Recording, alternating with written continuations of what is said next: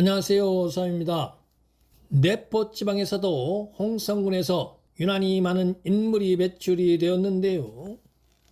님의 침묵을 쓴 만의 한용운, 청산리 전투의 영웅 백야 김자진, 제20대 국무총리를 역임한 이현재, 전 국회 부의장을 역임한 조부영, 현재 사선 의원을 역임하고 있는 홍문표, 제8대 대원장을 역임한 유태영 등이 근현대의 홍성군에서 배출된 인물들입니다.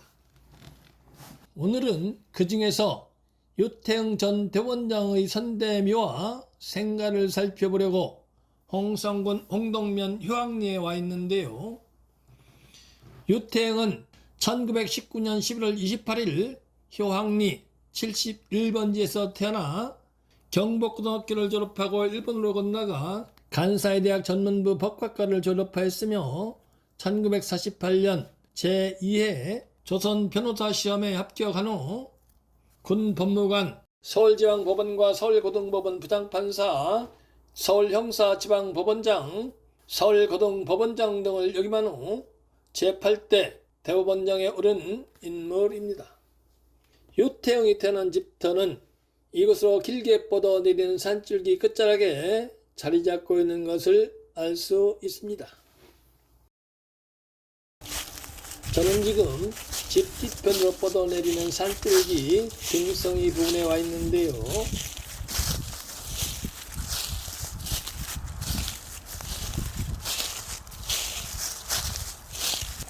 잔목이 고져서 이쪽에서 뻗어내리는 산줄기 형상이 잘 보이지 않습니다.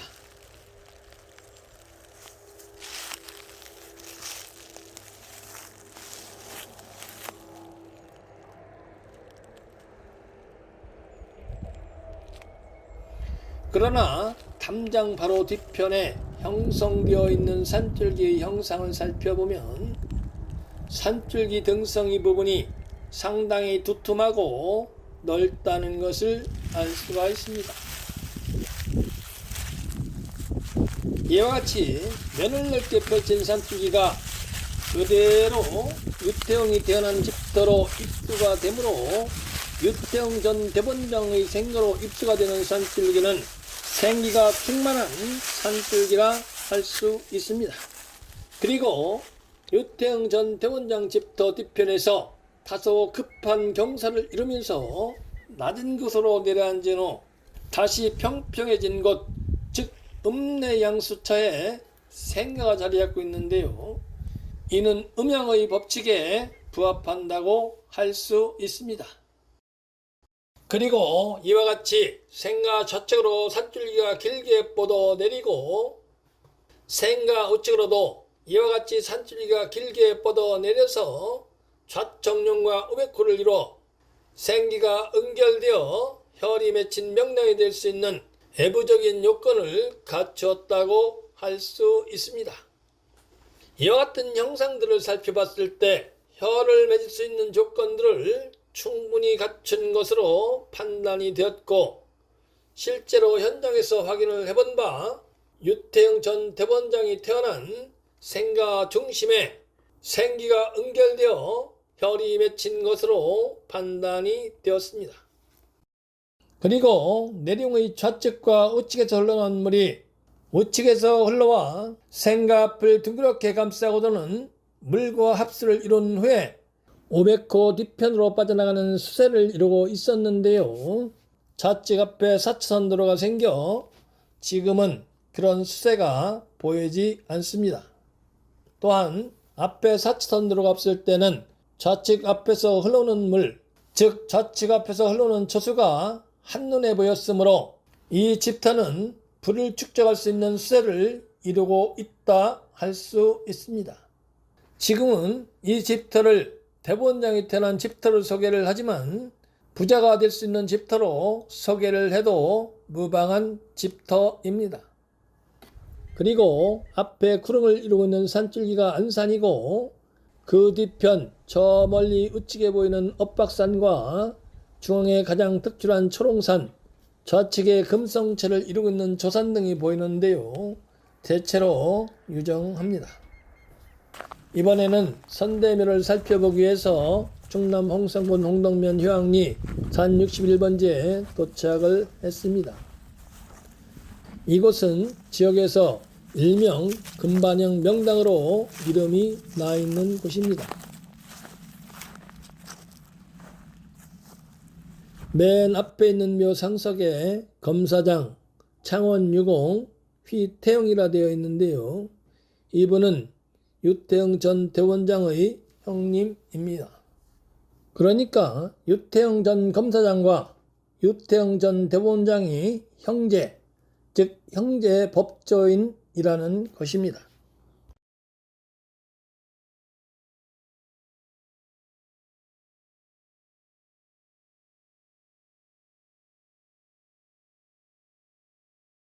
이 묘는 이사관을 역임한 부친의 묘이고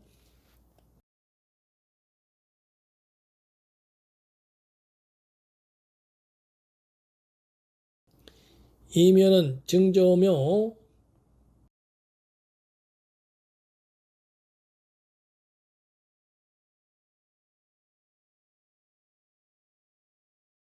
이 묘는 통정대부를 역임한 증조부묘,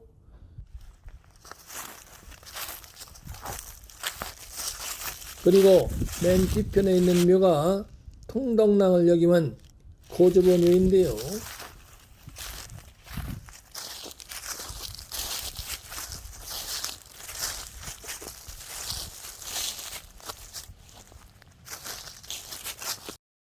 이곳은 저 밑에서 비룡, 즉 점점 고개를 쳐들고 올라와 가장 높은 산꼭대기에 금반형, 즉 쟁반처럼 넓고 원만한 땅이 형성되어 있는 산정입니다.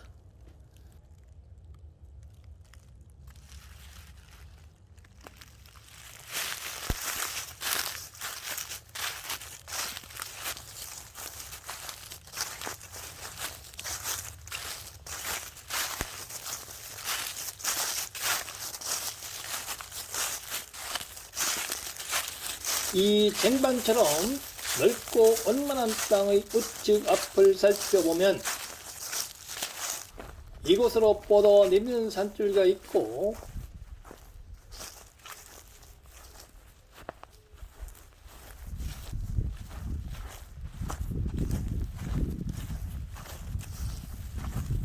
정면으로 돌출된 형상도 있으며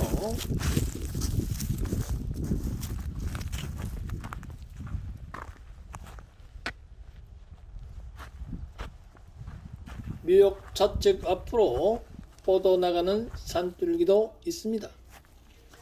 즉 이와 같이 점점 고개를 쳐들고 올라가 금반형의 산정을 세운 다음에 이 금반형의 산정에서 우측 앞으로 뻗어 내리는 산줄기, 묘역 정면으로 돌출된 산줄기, 묘역 좌측 앞으로 뻗어나가는 산줄기, 묘역 좌측 밑으로 뻗어 내리는 산줄기 등 여러 산줄기가 있다는 것입니다.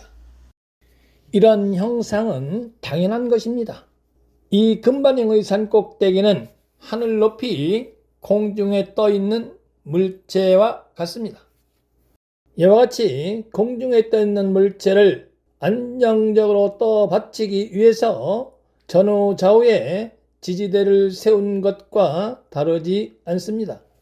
그리고 금쟁반처럼 넓고 평평하고 원만한 땅 속에는 이와 같이 여러 갈래로 갈라진 산줄기들이 합쳐서 만들어진 땅이라고 할 수 있습니다. 더구나 이곳은 산꼭대기이기 때문에 서방에서 불어오는 바람의 영향으로부터 자유로울 수 없는 곳입니다. 그리고 혈이 맺힌 명당이 되려면 용진이 되어야 하는데요. 이와 같이 사방으로 뻗어내리는 산줄기가 있으므로 용진이 되었다고 할 수 없습니다. 따라서 이런 곳은 절대로 혈이 맺힐 수 없는 곳이므로 묘를 쓰면 안 됩니다. 이곳이 금반영 명당으로 소문이 난 것은 아마도 유태영 형제가 일치월장한 인물이 되었기 때문에 그들의 고조부와 증조미역이 자리잡고 있는 이곳을 무사람들이 명당 운운한 것이 아닌가 싶습니다. 이번에는 휴양리 366번지를 찾아왔는데요. 이 묘는 조모 숙부인 전주시 묘이고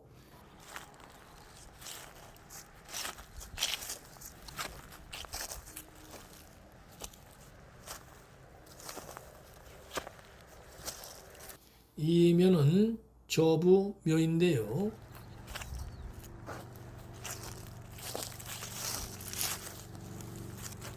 묘역 좌측을 감싸는 산줄기가 없습니다. 그리고 조모묘는 조모묘에서 약간 고개를 숙이면서 낮은 곳으로 내려앉은 부분에 자리 잡고 있는데요. 조모묘도 역시 조금 높아 보입니다. 조부모묘는 산줄기 등성이 부분에 자리 잡고 있기는 합니다만 묘지로 뻗어 내리는 산줄기가 나약하고 용호사를 제대로 갖추지 못한 곳이라고 할 수 있습니다. 바로 아래 우측에 있는 묘가 유태영 전 대본장의 묘인데요.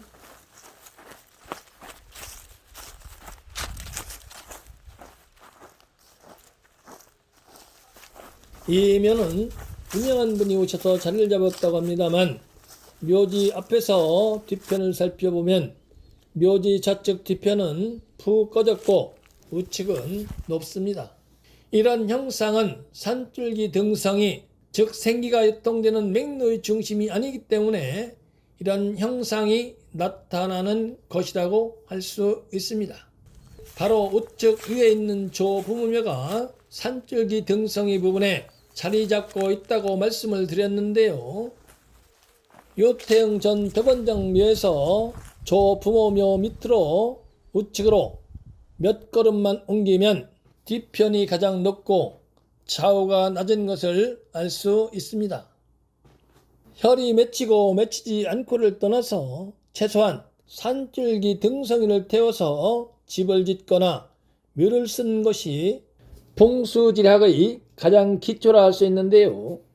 그 유명한 분이 오셔서 어째서 이런 기본적인 것을 간과하고 맥이 없는 무맥지에 소점하여 묘를 쓰도록 하셨을까요? 그분이 이곳에 와서 패처를 펼쳐놓고 득수와 파고를 살펴 기륭을 따져서 이곳에 묘를 쓰도록 하셨을까요? 아니면 오행성의 방위를 살펴 이곳에 소점을 하셨을까요? 무맥지에 이와 같이 묘를 쓰고 득수와 파고를 합법에 마치고 오행성의 방위를 따져 길한 것을 취하면 그 효력이 있을까요? 아무리 그래도 맥은 태웠어야 하는데 말입니다. 참으로 알 수가 없습니다. 지금까지 앞에서 살펴본 바와 같이 유태영 전 대본장이 태어난 집터만 혈이 맺힌 명당이라 할 수 있고 고조 부모 이하 선대묘 중에서 혈이 맺힌 명당에 안장되어 있는 묘는 없습니다. 이와 같은 사례는 부지기 수입니다. 양택 즉 집터는 인거의 출생에 정말 지대한 영향을 미칩니다. 이 점 꼭 인지하시는 분들이 많이 생겨나서 명문가로 발돋움할 수 있는 발판 즉 양택명당과 꼭 인연하시기 바랍니다.